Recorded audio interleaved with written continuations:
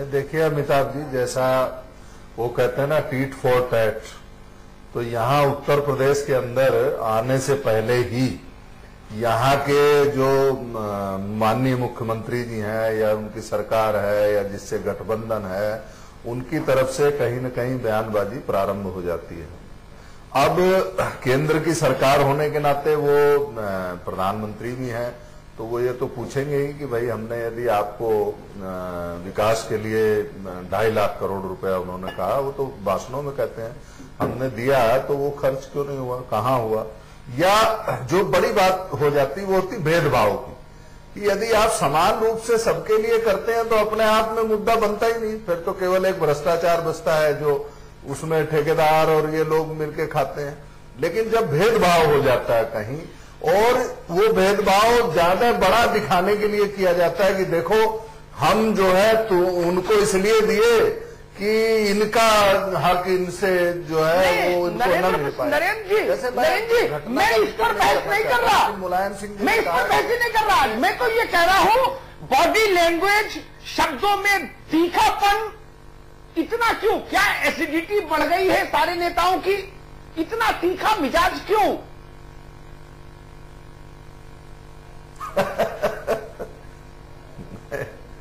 नहीं देखिए, ये तो चुनाव में जो है मैंने एक एडिटर से पूछा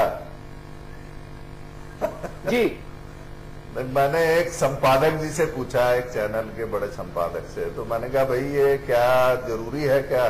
सुबह सुबह मैंने उनको फोन किया 3-4 दिन पहले कि ये आवश्यक है क्या, इनसे हट के बात नहीं हो सकती। तो उन्होंने मुझे जो कहा मैं आपको बता दूं, उन्होंने कहा राणा जी आपने बिहार का जो है चुनाव नहीं देखा, आप वहां नहीं थे क्या? मैंने कहा नहीं, मैं तो नहीं गया था।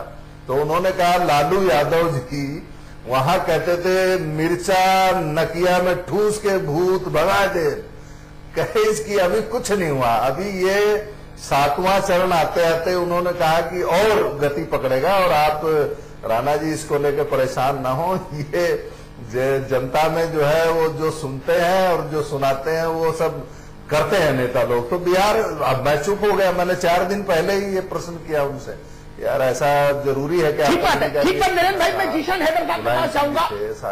जीशन हैदर जी, लेकिन अब मेरा इस पर विवाद ही नहीं कि मुद्दे क्या उठाओ, सारे मुद्दे उठाने की आजादी है, ये चुनाव है। लेकिन मेरा कहना ये कि बात अच्छे तरीके से भी कही जा सकती है, आरोप अच्छे तरीके से भी लगाया जा सकता है। क्या ये शैली मंच पर जरूरी है? तू झूठा, बोले तू हमसे बड़ा झूठा। जब हम लोग छोटे थे तो मोहल्ले में बच्चे ऐसे लड़ा करते थे पाला खींच के।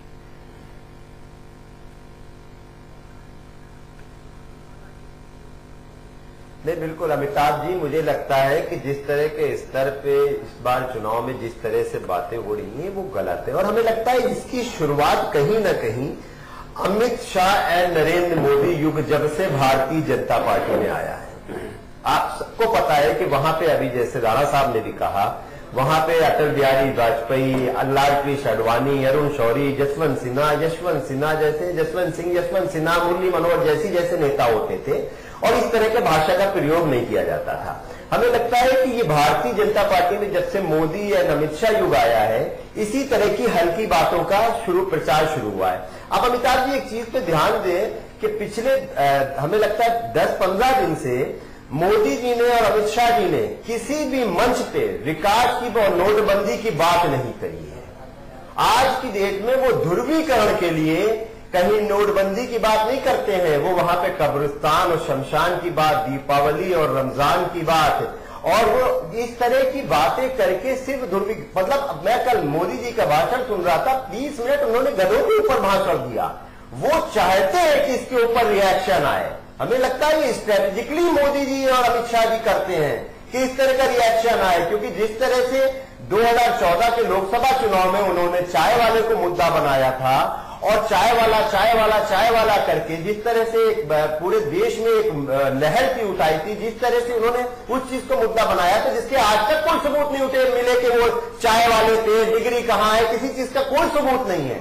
हमें लगता है वो गधे के ऊपर इतनी बातें करके, इस तरह की बातें करके अब वो अपने को फिर से एक बहुत ही मतलब उस तरह का प्रोजेक्ट करना चाहते हैं। तो हमें लगता है कि ये जिस तरह की पीएम की भाषा होनी चाहिए देश के 127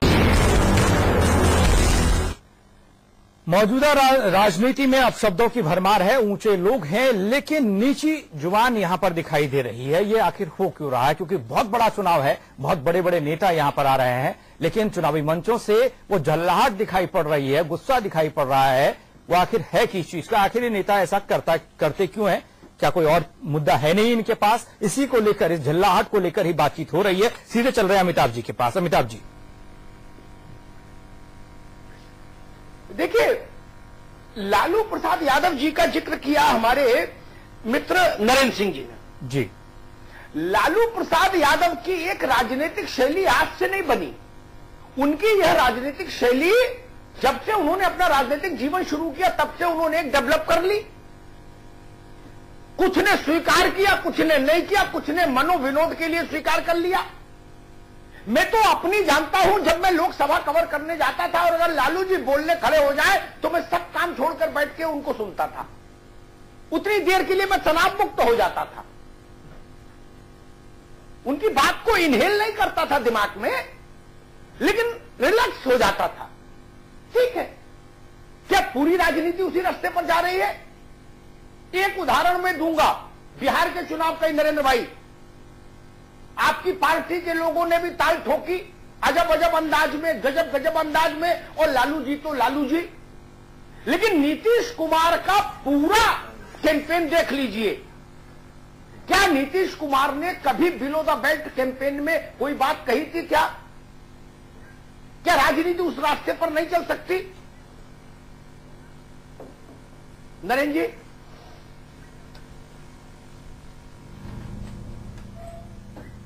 नहीं, बिल्कुल बिल्कुल, क्यों नहीं। देखिए, जहां तक आप जो है बात रखते हैं तो हम लोग ब्रेक में भी आपकी इस बात की चर्चा करते हैं कि ये विषय है, ये विषय उठाए गए और विषय आवश्यक है, इसलिए आप लेके आते हैं और आप ही लेके आते हैं। इसको भी बात हम लोग करते हैं, ऐसा नहीं है।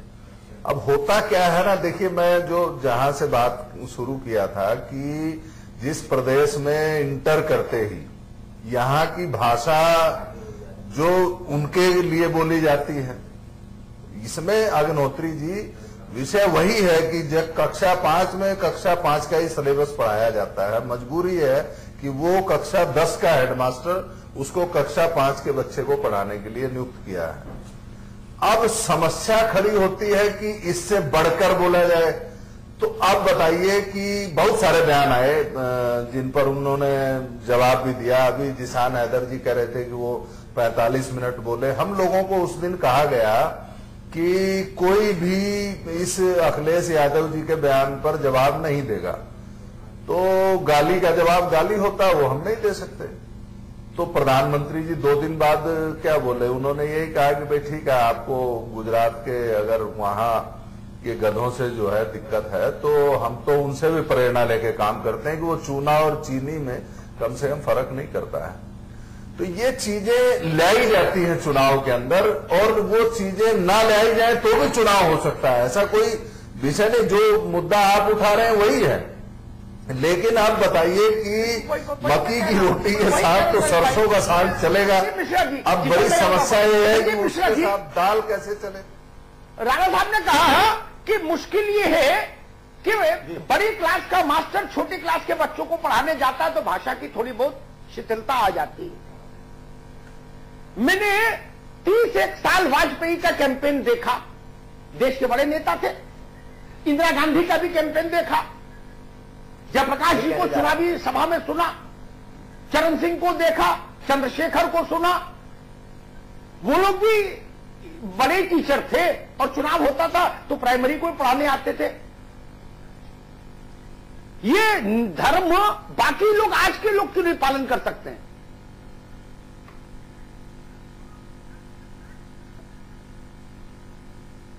देखिए अमिताभ जी, आपने अपने ही बात में कही कि जो बड़े होते थे, जो बड़े टीचर होते थे, वो जिस तरीके की लैंग्वेज यूज करते थे, मुझे लगता है उस समय गंभीरता रहती थी चुनावों में। आज की तारीख में जो बड़े टीचर है वो स्कैम की बात कर रहे हैं, वो बात कर रहे हैं कसाब की। आज कहां से कबूतर नहीं पढ़ाया जा रहा, कहां से कसाब पढ़ाया जा रहा है। आखिर कसाब का जिक्र आना उत्तर प्रदेश की राजनीति में और देश की राजनीति में कहां तक उचित है? कसाब से आप क्या संदेश देना चाहते हैं? और फिर आपके पास जब कोई मुद्दे नहीं बचते तो आप कब्रिस्तान और शमशान में भेद करने लग जाते हैं, फर्क करने लग जाते हैं। और एक तरफ आप ये भी कहते हैं कि कोई डेवलपमेंट नहीं हुआ, कोई विकास नहीं हुआ उत्तर प्रदेश में। अगर कोई डेवलपमेंट नहीं हुआ, कोई विकास नहीं हुआ, तो आप एक ही पॉइंट को लेकर के आए कि कब्रिस्तान और शमशान में आपने फर्क और अंतर बताना शुरू। रमजान मुझे लगता है कि बहुत ही अप्रत्याशित स्थितियां हैं जब मुद्दे नहीं होते। और मैं तो एक बात बहुत साफ कहूंगा, जो राजनीतिक दल चुनावों में किए गए वादों पर खरे नहीं उतरते, जनता उन्हें माफ नहीं करती। आप बहुत इधर उधर भाग रहे हो, लेकिन आने वाले समय में जो 11 मार्च को रिजल्ट आना है वो बहुत अप्रत्याशित नहीं आना, क्योंकि आपके पास मुद्दे नहीं थे और आप उन मुद्दों को किस तरीके से डाइवर्ट करने का आपने काम किया, इसका भी परिणाम उत्तर प्रदेश की जनता निश्चित रूप से देगी। और 11 मार्च आने दीजिए। मुझे लगता है कि जो जीशान हैदर साहब कुछ कहना चाह रहे थे, लेकिन जीशान हैदर एक बात में एक टिप्पणी करूंगा। लोहिया कहते थे कि राजनीति जन जागरण का विषय भी है, राजनीति जनता को प्रशिक्षित करने का मसला भी है। ऐसे प्रशिक्षित होगी जनता जीशान हैदर साहब? अमिताभ जी नहीं, अमिताभ जी बिल्कुल मैं आपकी बात से सहमत हूं। आपने जो कहा कि चाहे वो अटल जी हो चाहे इंदिरा जी हो, सब लोगों की अपनी एक भाषा थी और किसी भी तरह से निमित स्तर पर चाहे राजीव गांधी जी हो, कभी इस तरह की भाषा का प्रयोग नहीं किया गया। मैं फिर कह रहा हूं, इस मोदी और अमित शाह युग है, इसमें इसी तरह की भाषा का प्रयोग वो लोग करके दूसरों को प्रोवोक करते हैं और खुद विक्टिम बनने की माननीय मोदी जी प्रयास करते हैं। दूसरी चीज अमिताभ जी, मोदी जी देखिए, जो अखिलेश यादव जी ने बात कही थी, नरेंद्र राणा जी और भारतीय जनता पार्टी के नेताओं ने उस बात को पूरा घुमा दिया। अखिलेश जी ने यह कहा था कि भाई अमिताभ बच्चन जी आप वहां पे गधों का प्रचार ना करिए, क्योंकि मोदी जी जब यहां पे आते हैं तो मोदी जी यहां पे जो अच्छी चीजें होती हैं उसके बारे में कभी बात नहीं करते हैं। मोदी जी जो है वहां पे गधों तक का प्रचार कराते हैं और यहां की कोई भी अच्छी चीज, चाहे वो एक्सप्रेस वे से लेके जितनी चीजें मैं उसका जिक्र नहीं करूंगा, उसका कोई प्रचार नहीं करते हैं। तो लगातार झूठ पे झूठ बोलते हैं। तो देखिए, जब झूठ पे झूठ बोलेंगे तो उसको अगर मना किया जाएगा तो यही कहा जाएगा ना कि झूठ बोल रहे हैं। यहाँ पर मेरी एक वो है, मेरा एक ऑब्जेक्शन है। अखिलेश जी चाहते तो ये सलाम टेलीफोन पर दे सकते थे बच्चन साहब को, ये चुनाव के मंच पर क्यों आया गधा? मेरी आपत्ति जितनी कसाब के आने पर है चुनाव के मंच पर, उतनी ही आपत्ति गधा के आने पर भी है।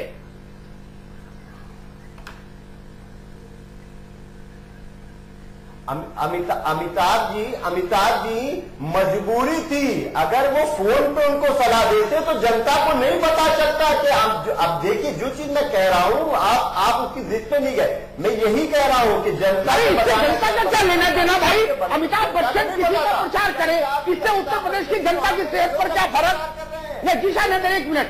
अमिताभ बच्चन साहब किसी चीज का प्रचार करें, उत्तर प्रदेश की जनता की सेहत पर क्या फर्क? जी मैं वही आपसे कह रहा हूं अमिताभ जी कि अमिताभ बच्चन जी वहां पे गधों का प्रचार आप ना करिए। इसीलिए कहा गया कि मोदी जी वहां पे गधों का प्रचार भी मेगा स्टार पे करा रहे हो। यहाँ पे जो अच्छी, अरे तो इससे अखिलेश यादव जी को क्या तकलीफ? वो गधे का करे, बकरी का करे, भेड़ का करे, अखिलेश जी को क्या तकलीफ?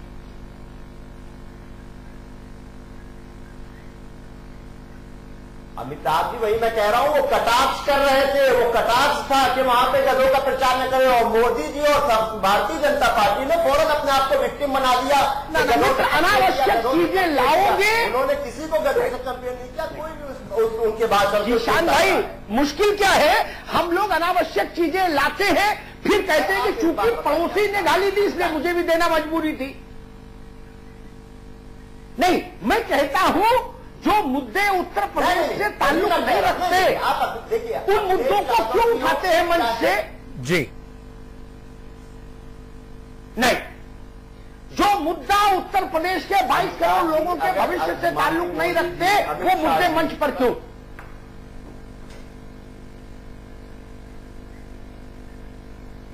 अमिताभ जी, अगर अमित शाह वहां पे कसाब कांग्रेस, समाजवादी और बहुजन समाजवादी पार्टी से मिलाएंगे तो हम उसको मना नहीं करेंगे। हम ये नहीं कहेंगे कि झूठ बोल रहे। किस चीज से उसको उन्होंने कंपेयर किया जी, किस तरह की बातें कर रहे हैं, क्या मैं बताऊंगा। जीशान भाई इनको शर्म नहीं आती? 1 मिनट दीजिए मुझे, 1 मिनट। 3 political party. ठीक है। ब्रेक पर जाने से पहले मैं एक टिप्पणी कर दूं। जीशान भाई, सबके काम आएगी वो टिप्पणी। 1 मिनट सुन लीजिए। बिहार में चुनाव हो रहा था, प्रधानमंत्री जी ने कहा इनके नीतीश कुमार के लिए इनके डीएनए में खोट है। डीएनए में नीतीश कुमार चाहते तो यूपी में आज जैसा जवाब चल रहा है वैसा भी जवाब दे सकते थे, लेकिन नीतीश ने कहा प्रधानमंत्री जी ये मर्यादा की इस लक्ष्मण रेखा का उल्लंघन है, ये बिहार का अपमान है। बात तब भी पूरी हो गई और परिणाम ने बता भी दिया। गाली का उत्तर गाली, ये कहां की बात है, ये समझेंगे आगे। बदजुबान नेताओं के भरोसे यूपी का विकास है क्या? चुनावी मंचों से तो यही लग रहा है। जिस तरह से भाषणबाजी हो रही है, जिस तरह के शब्द इस देश के नेताओं के मुंह से निकल रहे हैं और जो उनकी बॉडी लैंग्वेज कहती है वो यही कहती है कि बस यहां पर भड़ास निकाली जा रही है, गुस्सा दिखाया जा रहा है और जनता के मुद्दों से कोई सरोकार है ही नहीं। अमिताभ जी के पास सीधे हम चल रहे हैं। के न्यूज प्रधान संपादक अमिताभ जी। पंकज जी, जो हम लोग ब्रेक पे जाने से पहले बात कर रहे थे कि क्या एक गाली का जवाब दूसरी गाली है, अगर ये है तब तो ये बहस अभी बंद कर देनी चाहिए हमको। संजीव मिश्रा जी, क्या गाली का उत्तर गाली है मंच से? इस तर्क के साथ कि उन्होंने गाली दी, हम गाली नहीं दे तो हमारा वोटर क्या समझेगा? सवाल ही नहीं पैदा होता, होना नहीं चाहिए ऐसा। नहीं, ऐसा अमिताभ जी नहीं होना चाहिए, ये बात सही है आपकी। लेकिन समस्या क्या है कि अगर हम कुछ भी कहते हैं, अगर आज की तारीख में हम ये बात कहते हैं कि उत्तर प्रदेश में कम समय में हम मेट्रो लेकर के आए हैं, और ये बात अगर हम पूछें कि गुजरात में तो आप बहुत दिन मुख्यमंत्री रहे हैं, गुजरात में मेट्रो अभी तक क्यों नहीं आई? आप देश से कहते हो कि बुलेट ट्रेन लाएंगे, लेकिन कहां कागजों पर भी नहीं आई। तो ये मुद्दे आज की तारीख में नहीं है।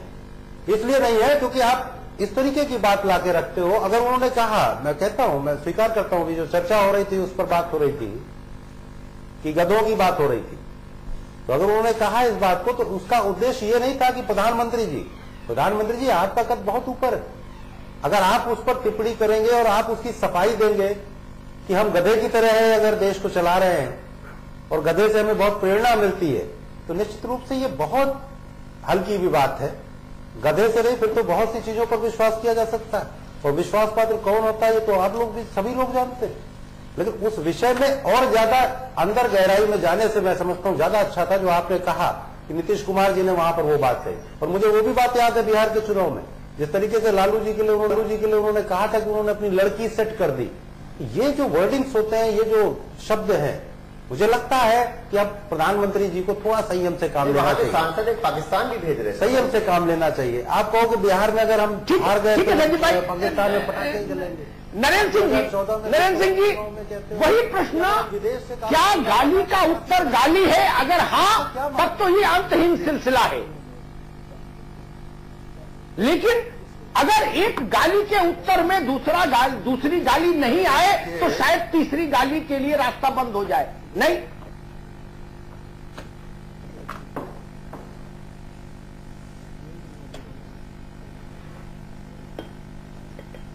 नहीं, आप सही कह रहे हैं। मैं तो कहना चाहता हूं कि प्रेम के बदले प्रेम मिलता है, नफरत नहीं मिलती है।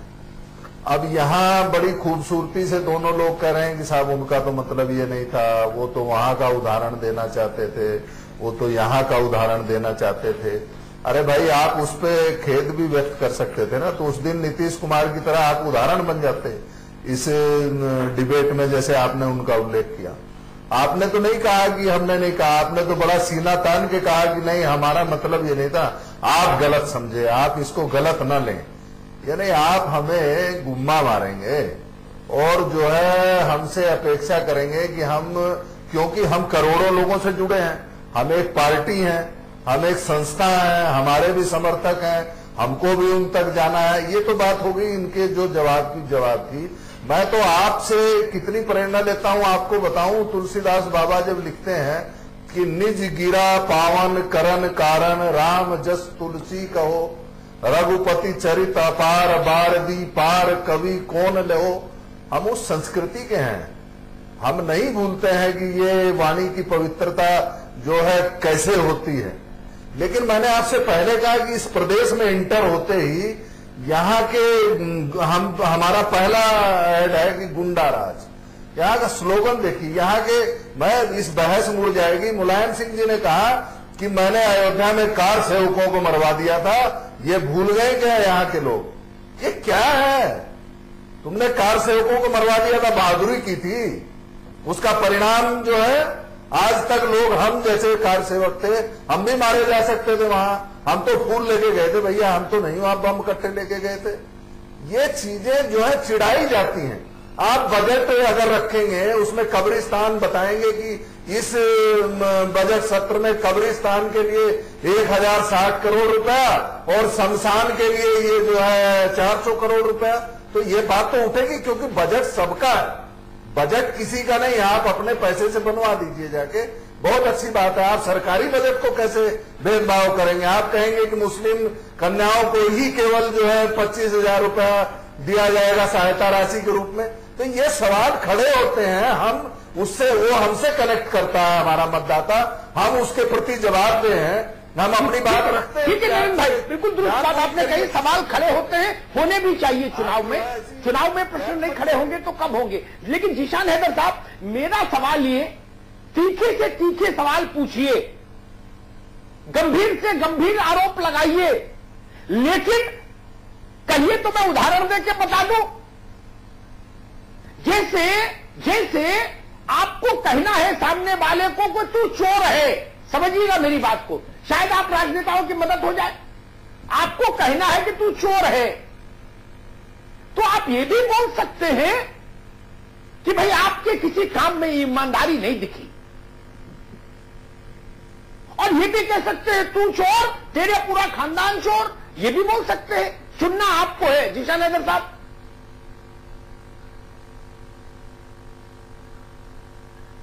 बिल्कुल अमिताभ जी, देखिए मैंने जैसे पहले भी कहा, मैं फिर यही बात कह रहा हूं, नरेंद्र राणा जी की बात से मैं सहमत हूं बहुत हद तक कि नरेंद्र राणा जी देखिए, हो सकता है उस इंस्टीट्यूशन के हो, पुराने राजनेता हो भारतीय जनता पार्टी में, क्योंकि मैं इनके साथ कई चैनलों पर बहस में बैठ चुका हूं, मुझे मालूम है वो किस स्वभाव के हैं। लेकिन हमें लगता है अब उनको भी पता है कि अमित और मोदी युग आ चुका है। मैं बार बार यही कहता हूं कि उनका अभी नरेंद्र राणा जी एक्सपेक्ट कर रहे हैं कि अखिलेश यादव जी उस पर खेद व्यक्त कर देते हैं, लेकिन नरेंद्र राणा जी पाकिस्तान बिहार में भिजवाने की बात होती है, उस पर कोई खेद व्यक्त आपकी पार्टी से नहीं होता है। कसाब से मिलाते हैं, राजनेताओं की बात कर रहा हूं। कब्रिस्तान और रमजान का कंपेरिजन करते हैं, दीपावली और रमजान का कंपेयर करते हैं, तो कोई खेद व्यक्त नहीं कराते हैं आप। लेकिन जब दूसरी पार्टी अगर कुछ कह दे जिसका वो परिहार भी नहीं होगा, तो आप खेद व्यक्त कराना चाहते हैं। तो हमें लगता है देखिए मैंने कहा यदि करते तो आज अमिताभ जी का उल्लेख करते हैं। और मैं इस चीज को समझ सकता हूं कि भाई आपको भी पता है कि जिस तरह की भाषा का प्रयोग आज भारतीय जनता पार्टी के नेता हर मंच पे कर रहे हैं, और खासकर दो शीर्ष नेता जिस तरह की भाषा का प्रयोग कर रहे हैं, आपको भी पता है कि इस तरह की भाषा का प्रयोग उन पदों के लिए कहीं से अच्छा नहीं लगता है, उन पदों पे नहीं होना चाहिए। अगर राहुल गांधी शोले और गब्बर और डीडीएलजे क्यों बोल रहे हैं भाई? आपको विक्टिमाइज कराना चाहते हैं। नहीं, फिर ये शोले और गब्बर और दिलवाले दुल्हनिया ले जाएंगे, ये कांग्रेस उपाध्यक्ष को शोभा देता है क्या?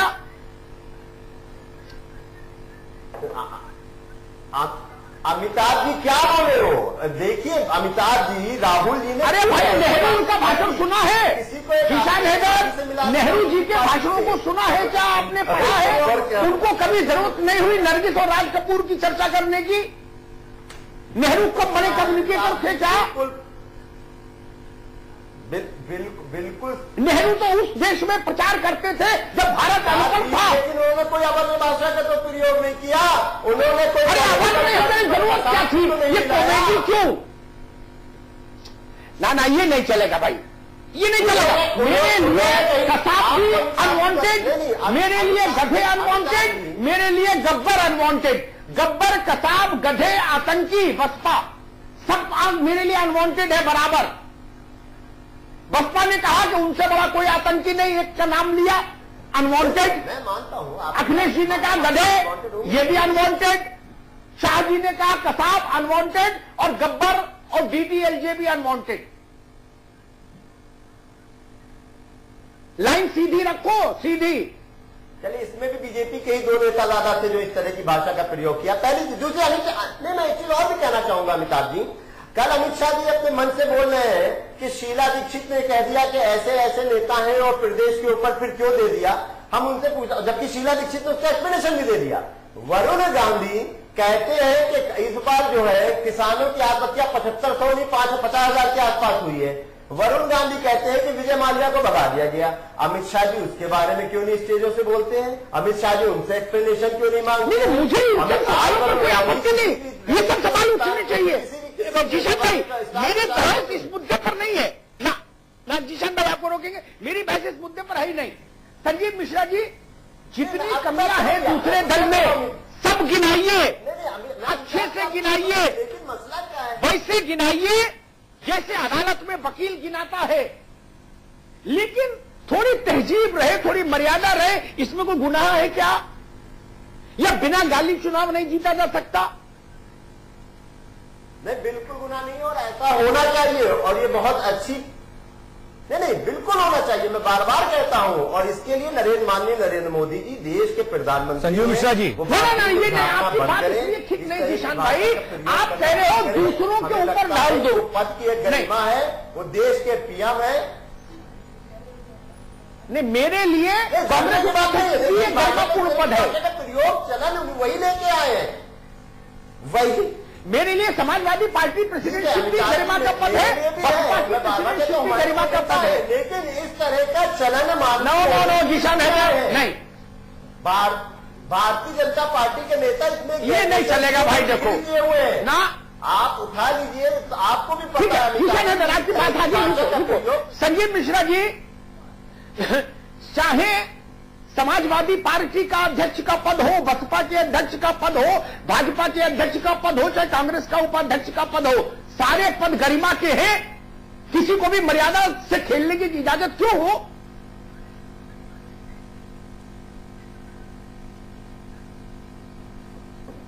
नहीं, अमिताभ जी, आपकी बात बिल्कुल सही है। मौजूदा समय में जो राजनीति का दृश्य चेंज हो रहा है, इसमें कोई दो राय नहीं। मैं आपकी बात से सहमत हूं, लेकिन एक चीज और देखनी पड़ेगी। जहां अच्छी चीजें हों, अच्छी बातें हों, वहां अप्रिशिएट भी करने की जरूरत है। उत्तर प्रदेश में अखिलेश यादव जी के नेतृत्व में जो 5 साल सरकार चली है, इसमें एक चीज तो माननी पड़ेगी, जहां शानदार और जानदार मुख्यमंत्री ने गुंडों, अपराधियों और माफियाओं को बगल में नहीं आने दिया। उन्होंने पार्टी से किनारे करने का काम किया। वो अलग बात है कि वह पार्टी के लोग उनको हाथों हाथ लेते रहे, तो इस मामले में तारीफ भी करनी पड़ेगी। और जहां स्थिति आप दूसरी दलों की बात कर रहे हो, तो मुझे मालूम है कि नरेंद्र राणा जी ऐसे लोग हैं जो पुराने समय में जो बीजेपी हुआ करती थी, अटल, अडवाणी और जोशी जी का नाम हुआ करता था, तो ज्ञानशील एकता वाला दल कहलाया करता था। लेकिन दुर्भाग्य है, आज नरेंद्र सिंह राणा जी भी उतने फिट नहीं बैठ रहे अपनी पार्टी में। तो अब इसमें कोई दो राय नहीं है कि मोदी जी और अमित शाह जैसे लोग हैं जो चुनाव के बाद कहते हैं कि अगर 25 साल तक सारे चुनाव नहीं जिताओगे तो हम आपके किए हुए वादों को नहीं पूरा करेंगे। और तानाशाह और घमंडी लोग अगर आ जाते हैं राजनीति में, तो इसमें कोई दो राय नहीं है, निश्चित रूप से आने वाला समय उनके लिए खराब होता है। और मुझे लगता है कि उन लोगों की उल्टी गिनती शुरू हो गई। प्रधानमंत्री जी ने तो कह दिया हम तो झोला उठा टांगेंगे और चल देंगे। तो आने वाला समय उनका झोला उठा के चलने वाला है, क्योंकि जो चार चरणों में उत्तर प्रदेश का चुनाव हुआ, मैं आपके चैनल पे डरके की चोट पे कह सकता हूं कि समाजवादी पार्टी और कांग्रेस गठबंधन की जबरदस्त। उसके लिए 11 मार्च तक, मैं तो कम से कम 11 मार्च तक इंतजार करूंगा और चैनल भी करेगा। राणा साहब, मेरा प्रश्न फिर वहीं आके ठहर जाता है। एक तर्क आया कि भाई मोदी जी गरिमापूर्ण पद पे है, अमित शाह जी गरिमापूर्ण पद पर है, तो मैंने उसका उत्तर दिया कि राहुल जी भी मेरे लिए गरिमापूर्ण पद पर है, मुलायम सिंह जी भी गरिमापूर्ण पद पर है, बहन जी भी गरिमापूर्ण है। इसलिए गरिमा के आधार पर किसी को छूट नहीं मिल सकती कि भाई मेरे पास गरिमा कम है तो मैं तो फ्री स्टाइल बैटिंग करूंगा, और उनके पास गरिमा ज्यादा है इसलिए वो चुप बैठेंगे। राणा साहब,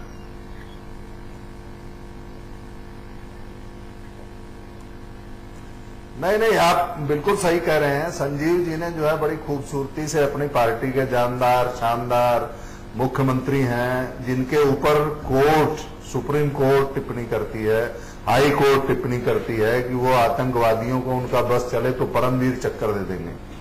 वो लोकायुक्त की नियुक्ति में सुप्रीम कोर्ट को मिसगाइड करते हैं। ये कुछ टिप्पणियां हैं। वो गायत्री प्रजापति की जो सताई हुई महिला है, वो सुप्रीम कोर्ट में जाके अपनी बेचारी किस तरह पैरवी करके गई होगी, कैसे सुप्रीम कोर्ट ने स्वीकार करके तब इनके ऊपर मुकदमा दर्ज होता है। इनके जो जानदार शानदार मुख्यमंत्री जी हाईकोर्ट ने रिजेक्ट किया। उनके जो 9 रत्न हैं, उनके 9 रत्नों में मुझे उल्लेख करने की जरूरत नहीं। आप जैसे पत्रकार के सामने सबके सब दागी हैं। एक मुख्यमंत्री जी हैं जो बिल्कुल पाक साफ हैं। तो भाई ये कैसी पाक साफी है?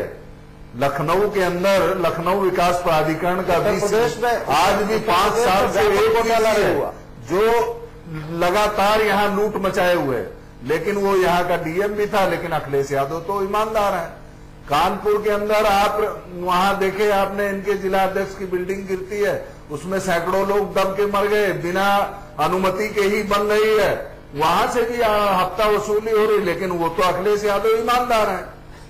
ये कौन सी ईमानदारी है कि जिस प्रदेश के अंदर खुलेआम थाने जो है सपा के अड्डे बन गए हैं, थानेदारों से एसपी डीएम डरते हैं कि भैया इनकी पहुंच है, हम असहाय हैं, डीजीपी डरता है। राणा साहब, ठीक है, ये आज का विषय नहीं है हमारा। हम आज इसी बात पर थे कि भाई तेरी गाली से मेरी गाली बुलंद कैसे रहे, ये कंपटीशन आखिर बंद कब होगा और होगा या नहीं होगा।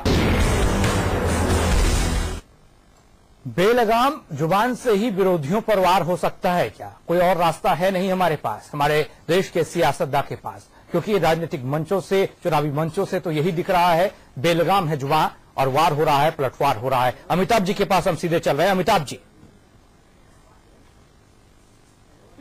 पंकज, सारी बहस हम लोग कर गए, लगभग 40-45 मिनट हो गए। बहस का लबुलुआब क्या निकला कि भाई चूंकि रामलाल ने बोला इसलिए श्यामलाल भी बोले, और फिर श्यामलाल कह रहा है, रामलाल कहेगा जब श्यामलाल ने बोला तो वो जवाब तो दूंगा ही। यानी ये अंताक्षरी हो गई। जिशान भाई यही अर्थ निकाल ले उत्तर प्रदेश का आवाम कि ये अंताक्षरी है गालियों की, ये रुकेगी नहीं।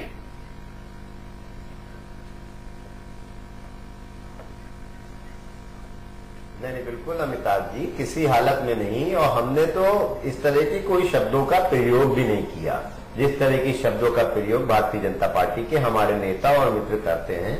आज भी मैं किसी चैनल पे था तो वहां तो कह रहे हैं प्रियंका जी के मानसिक संतुलन बिगड़ गया है। किस तरह की भाषा का प्रयोग भारतीय जनता पार्टी कर रही है आज की डेट में, हमें नहीं पता। और इस तरह की भाषा का प्रयोग, मैं भी अमिताभ जी सालों से आपके साथ डिबेट पे बैठा हूं, इस तरह की भाषा का प्रयोग न कांग्रेस में सिखाया गया, न कांग्रेस पार्टी के नेता करते हैं। नहीं, कर तो सभी पार्टियों के सारे नेता बहुत बहुत देते हैं मित्र, वो तो विषय बात का है। राणा साहब, क्या माने ये रुकेगा सिलसिला, ये नहीं रुकेगा? हाँ, बिल्कुल रुकेगा। देखिए, बुराई या किसी चीज को कहना चाहता हूँ, जिस दिन मोदी अमित शाह का युग का अंत हो जाएगा, मैं बता रहा हूँ, फिर से शब्दों के जो खेल है ये लोग करते हैं विक्टिमाइज बनाने का, आप देखिएगा उसका भी अंत हो जाएगा। ये क्या जितने निचले स्तर पे वो लोग लेके गए हैं, हमें लगता है इस देश की राजनीति कभी, अब ये बड़ी लंबी बात है क्योंकि आपकी संपादकीय टिप्पणी हम लोगों को सुननी है। मैं केवल इतना कहूंगा कि जिसको मौत का सौदागर ठहराया गया हो, यदि वो प्रधानमंत्री हो गया तो वो भूलेगा नहीं भैया, बुके दोगे तो बुके मिलेगा। मैंने कहा था कि प्रेम, यदि प्रेम करते हो तो उसका जवाब प्रेम होता है, गाली का जवाब गाली होता है जो नहीं दी जाती। लेकिन उत्तर प्रदेश के अंदर दुर्भाग्य से फिर वही चलन हो गया, फिर वही लोगों तक कनेक्टिविटी का साधन हो गया। मैं तो इतना कहूंगा कि यदि ये अवसरवादी गठबंधन होते हैं तो इस पे क्या कहा जाए, जो लड़ते थे कल एक दूसरे के खिलाफ, आज उनमें संधि हो गई और सारी सियासत एक ईमानदार आदमी के आगे आज नंगी हो गई। क्या मोदी जी की ईमानदारी पे प्रश्न चिन्ह खड़ा कर सकता है क्या ये देश?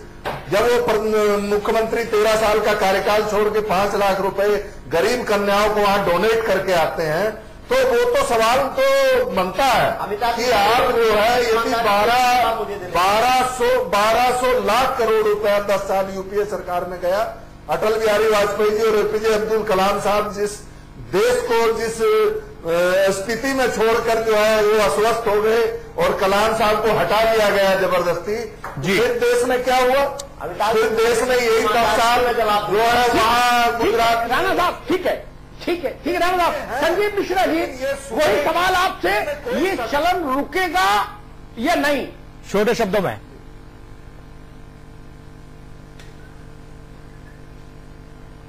देखिए अमिताभ जी, बिल्कुल रुकेगा, क्योंकि समय ही आ गया। अब क्या है, राणा जी बहुत शरीफ और सज्जन आदमी, बढ़िया आदमी, अच्छे आदमी, लेकिन ये अवसरवादी गठबंधन की बात करते हैं। जब अवसरवादी गठबंधन की बात करते हैं तो उनको देखना चाहिए।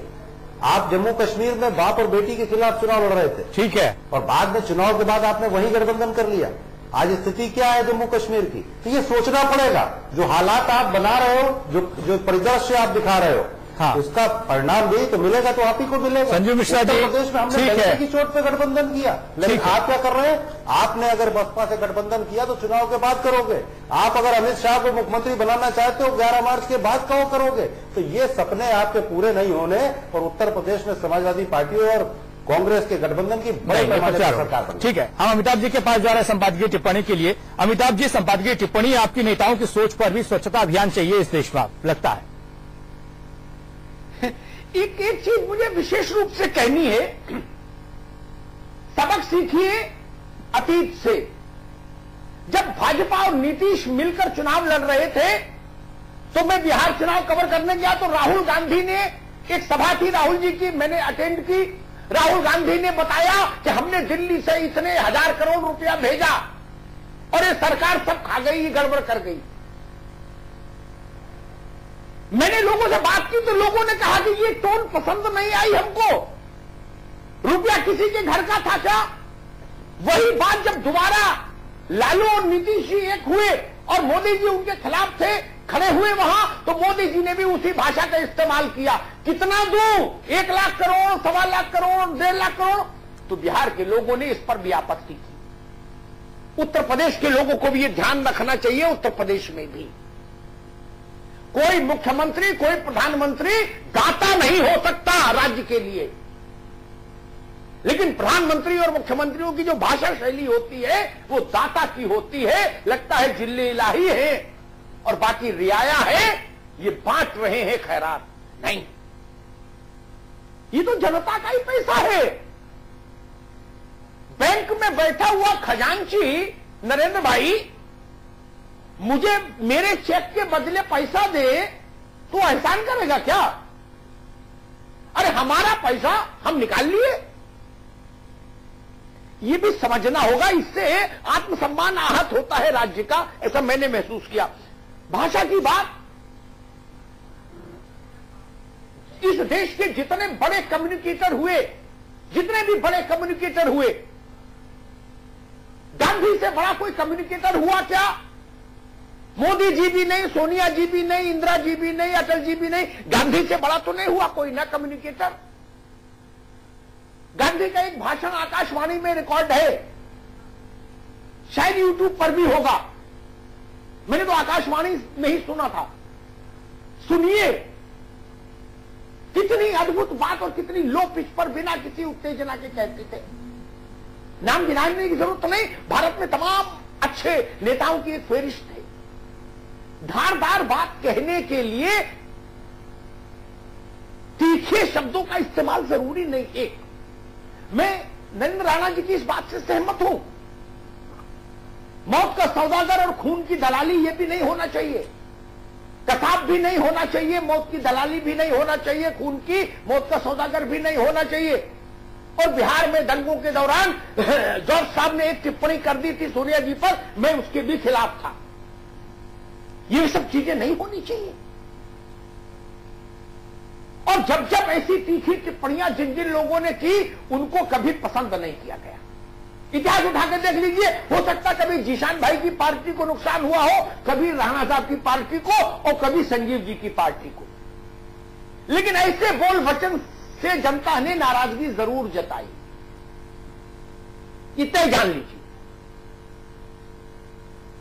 अच्छी बात कहने के लिए, प्रामाणिक बात कहने के लिए क्या तू झूठा, बोले हमने तेरे जैसा झूठा नहीं देखा पूरे देश में, बोले ना हमने तेरे जैसा नकलची नहीं देखा। ये बच्चे लड़ते हैं, वो भी केजी और नर्सरी के मित्र। ये हमारे नायक हैं, इनके हाथ में देश और प्रदेश है, और जिनके हाथ में नहीं है वो एस्पिरेंट है, वो उम्मीदवार है कि हमारे हाथ में सौंपो। इसलिए मेरा निवेदन होगा, उत्तर प्रदेश में तमाम मसाइल हैं, और एक अंतिम बात कहूंगा, अगर आप लोग संवेदनशील होते, ये बात संजीव जी से भी कह रहा हूं, जिशान भाई की पार्टी से भी और राणा साहब की पार्टी से भी, आप गोरखपुर में सब लोग सभाएं कर रहे हो, उसके आसपास मैं सुनता हूं सबकी सभाएं, पूरे दिन टीवी ही देखता हूं। अभी जापानी बुखार का दर्द किसी के भाषण में नहीं आया। कुत्ता गधा छिपकली बिल्ली सब आ रहे हैं, वहां हजारों बच्चे मर चुके हैं, हजारों बच्चे नहीं है, वो विषय नहीं है। कैसे लोग आपसे जुड़ेंगे, क्यों कनेक्ट होंगे लोग, जब उनके दर्द को अभिव्यक्ति नहीं मिलेगी मंच से जी, तो आपसे कनेक्ट नहीं होंगे। मेरा निवेदन है, इस चुनाव में जनता के दर्द से कनेक्टिविटी करिए, एक दूसरे को तंज देने से कोई लाभ नहीं होगा। बहुत बहुत धन्यवाद। संजीव मिश्रा जी बहुत बहुत शुक्रिया आपका, नरेंद्र राणा जी आपका भी बहुत बहुत शुक्रिया, जिशान हैदर आपका भी बहुत बहुत शुक्रिया, अमिताभ जी आपका भी बहुत बहुत शुक्रिया चर्चा में आने के लिए।